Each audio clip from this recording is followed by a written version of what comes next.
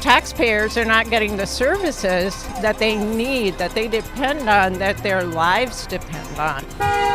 Demonstrators gather outside this local Tesla dealership over the weekend, protesting the recent cuts made by the Elon Musk-led Department of Government Efficiency. And those federal funding cuts now forcing OMSI to put some projects on the back burner. Also this morning, honoring Blazers great Bill Walton last night at the Moda Center. And that's like losing a friend that, you didn't know him, but it felt like you did. Fans and former teammates celebrating one of the very best to ever wear a Blazers uniform. The 6 o'clock hour of Sunrise starts right now.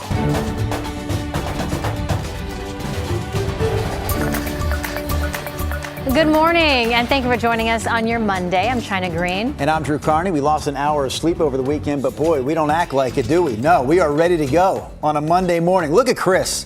Look at Rod. Bright-eyed and bushy-tailed. What do you have for us, guys?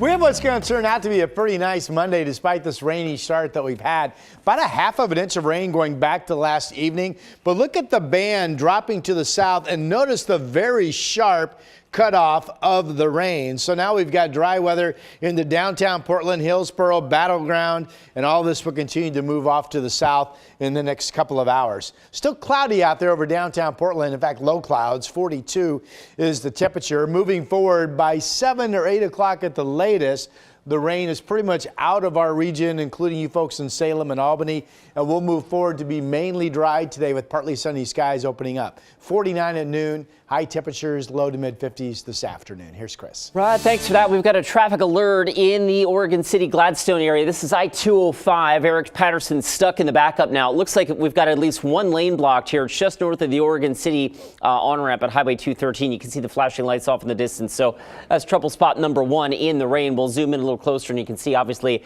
a significant slowdown here getting northbound just north of Oregon City and up into the Gladstone area. Switching gears into Washington County, south of the Dundee area. So this is going to be Yamhill County. We've got a crash on 99W near milepost 28 and another wreck in Marion County. Guys, this is I-5 northbound near Brooks. Not sure if these are weather related, but certainly the farther south you go, it's still raining pretty hard at this moment. Back to you. All right, thank you, Chris. Top story here at 6 o'clock. Over the past few weeks, demonstrators across the country have gathered at Tesla dealerships to protest Elon Musk and his role in the Trump administration. One of those protests happened just yesterday at a Tesla dealership in Vancouver. Thomas Schultz joins us now in the newsroom. So, Thomas, what did the protesters have to say about this? Yeah, well, they say Tesla dealerships are a symbol of Elon Musk, and they're protesting, they say, to protect democracy. Protests have been happening across the country for several weeks as the Department of Government Efficiency cuts costs across the government. To date, DOGE says they've slashed tens of billions of dollars. People are losing their jobs, their health care, and in the meantime, taxpayers are not getting the services that they need, that they depend on, that their lives depend on. There's a lot of opportunity to improve expenditures in the government. Some protests have prompted police investigations. In Tigard, officers say someone fired bullets at cars and windows at a Tesla dealership. We spoke to one man who preferred to stay anonymous, who says his car was hit. We've been nervous driving the car and uncomfortable even having it parked out in front of our house. Similar incidents happened in Salem, where a man was arrested and arraigned for having Molotov cocktails while trying to destroy dealership property in January. Though in Vancouver, protesters say they don't condone the violence. It's completely inappropriate. Violent change doesn't work. What works is nonviolent civil protest, and that's what we're after. Protesters tell us they're not interested in interfering with Tesla business, but instead to voice their opposition against policies that they find harmful. Guys. Thank you, Thomas. You're supposed to come here to America for freedom of rights for all, and that you should feel welcome here. It's not the America that I came to. We can't stand what's going on in our country right now because of Trump and Musk. A crowd gathered along the downtown Portland waterfront on Saturday for International Women's Day. A lot of rally goers voiced their opposition to the Trump administration. They were also demanding equal rights, showing support for Ukraine, and fighting against cuts to federal funding and the workforce.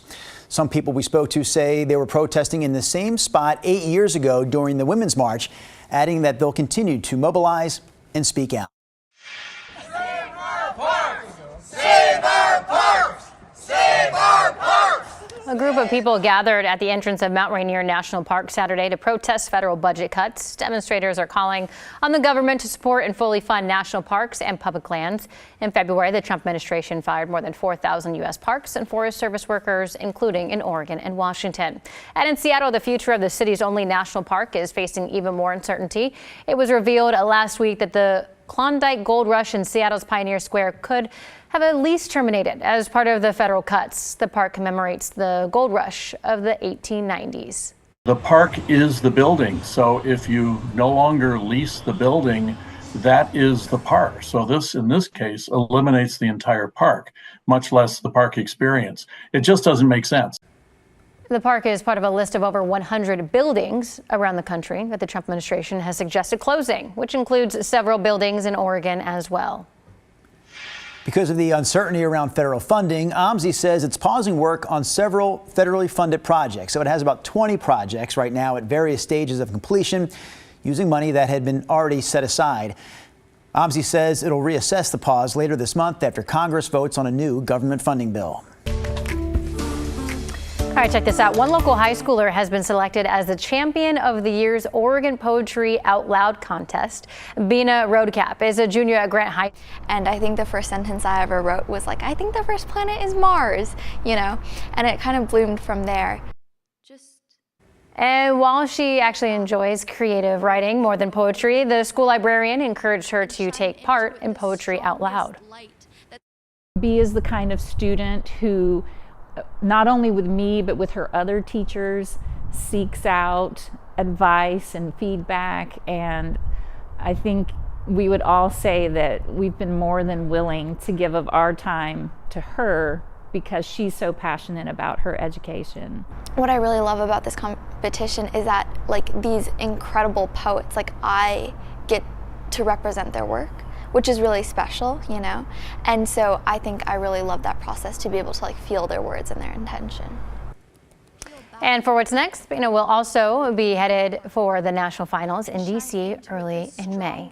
All right, your time now is 6:07. Headed over to Rod Hill for a look at the wet weather that we have nowadays. Yeah, although my big story is quickly becoming the drying trend coming in, including downtown Portland now. The rain is ending, and this will continue to weaken and move off to our south. So really in the 7 o'clock hour, we think all of our local region down through Salem and Albany will be dry. And then just like that, after a wet start, it turns into a pretty nice Monday. There's the dry weather in downtown. You can see it. Still cloudy out there. Temperature 42 degrees.